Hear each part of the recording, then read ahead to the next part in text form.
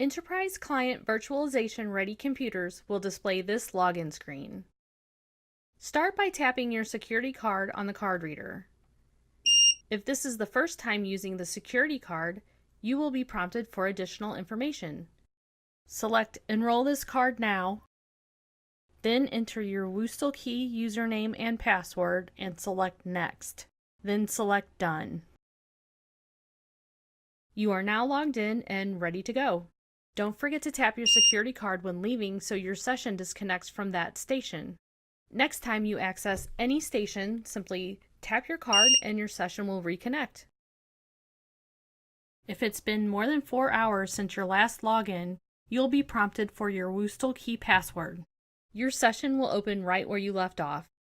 Don't forget to tap your security card when leaving that station to disconnect. For added security, the screen will lock after 15 minutes of inactivity. Simply tap your card to log back in to pick up where you left off. It's important to note that your session will automatically reset after 13 hours, and any unsaved work will be lost, so remember to save your work often. If there's an issue with your badge and you need to manually log in, simply enter your WUSTL key username and password and select the domain Accounts and then click on Login.